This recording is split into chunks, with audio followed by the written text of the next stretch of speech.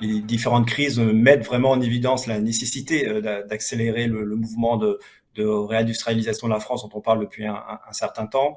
Le point d'attention, certainement, c'est qu'il ne faut pas s'adresser uniquement de manière transversale et uniforme à l'ensemble des secteurs industriels. Le vrai, sûrement, levier d'avenir et le facteur clé de succès d'une politique de réindustrialisation de la France sera d'adresser les marchés d'avenir et placer à une échelle plus locale et territoriale.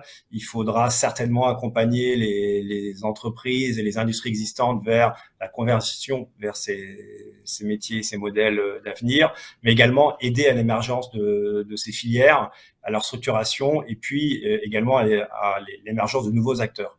Et en ce sens, on pourra considérer que la politique de réindustrialisation de la France sera aussi, d'une certaine manière, une politique d'aménagement du territoire. Alors pour les grandes entreprises qui savaient qu'elles allaient résister à la crise, elles ont profité de cette crise pour accélérer leurs décisions de transformation. Et au lieu de mettre 1 an, 2 ans, 3 ans avant de réorganiser leur footprint, elles ont pris la décision pendant la crise d'accélérer leur changement d'empreinte immobilière en Europe.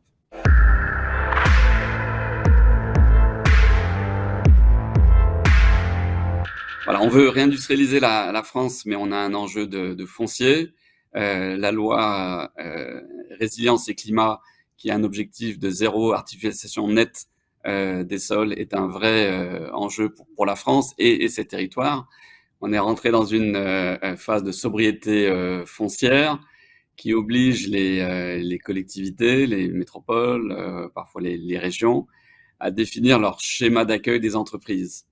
Et pas simplement en ajoutant toujours plus de foncier et avoir une consommation foncière importante année après année, mais également en valorisant les friches existantes, en refaisant la ville sur la ville. Certainement, une des pistes majeures qui est à explorer, c'est le fait d'intégrer dès la construction de nouveaux bâtiments une vision prospective de manière à ce que chaque actif industriel réalisé puisse être vu comme étant dans le temps réversible et utilisable pour de nouveaux usages. C'est une tendance qui existe déjà en matière de bureaux et de logements. Et certainement, cette tendance existante dans ce secteur-là doit constituer une source d'inspiration pour les actifs industriels.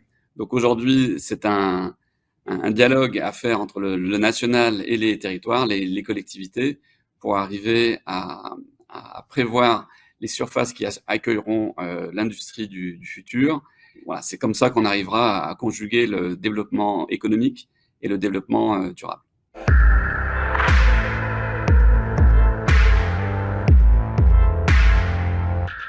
Tous les critères RSE sont primordiaux. On parle d'attractivité durable ou d'attractivité choisie. Et donc, pour les territoires qui ont le luxe de pouvoir choisir leurs projets, elles le font sur les projets qui ont un impact positif en termes de développement durable. Ça veut dire que des métropoles comme Lyon, comme Lille, comme Bordeaux sont désormais en concurrence avec l'Europe du Nord, comme Stuttgart, comme Copenhague ou Göteborg. Alors effectivement, il faut trouver les projets qui répondront le mieux aux aspirations du territoire et in fine des citoyens.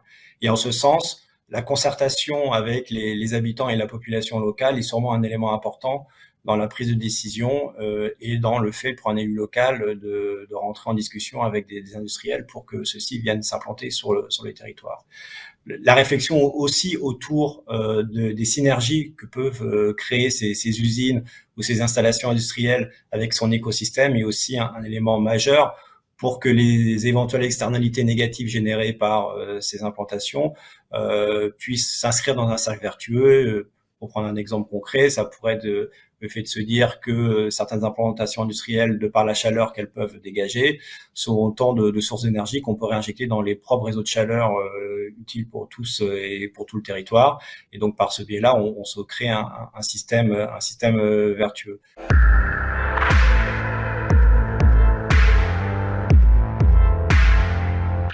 Alors, la sécurisation des supply chains qui a eu lieu pendant la pandémie a plutôt profité à l'Europe de l'Est et à l'Europe du Sud pour des raisons de compétitivité. Les projets qui sont venus en France étaient plutôt des projets à plus forte valeur ajoutée, là où les circuits courts ou le Made in France était un vrai plus. Aujourd'hui, il y a même d'autres facteurs qui s'ajoutent pour revisiter les business plans des entreprises. C'est le facteur inflation, que ça soit sur les salaires, que ça soit sur l'énergie ou que ça soit sur les matières premières. De prime abord, déjà parler de réindustrialisation, ça amène à parler de secteur. Comme on le disait tout à l'heure, il est certainement beaucoup plus prometteur pour la France de créer ses champions de demain en allant identifier et chercher les marchés d'avenir. On pense notamment à l'hydrogène vert, on pense à tout ce qui touche à la décarbonation de l'industrie, tout ce qui touche à la santé numérique et digitale, toutes les technologies autour du quantique, l'alimentation durable. Voilà, donc autant de secteurs d'avenir et prometteurs qui permettrait de faire une part très très belle à la France et à servir son ambition de reconquête industrielle.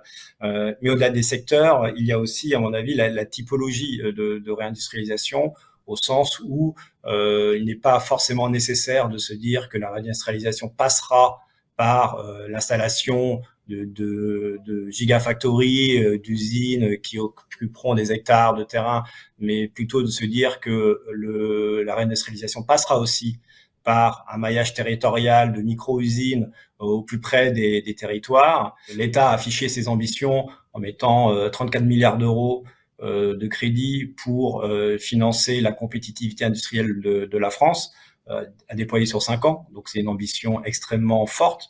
Et au-delà du soutien financier, la question de la compétence et des talents est aussi un élément crucial pour soutenir une politique de réindustrialisation de la France. Là aussi, des plans importants ont été adoptés au niveau de l'État, au niveau des régions, mais celle-ci et ces plans devront certainement se décliner à une échelle locale et certainement au plus près des besoins des territoires et des industries qui seraient amenées à s'implanter localement.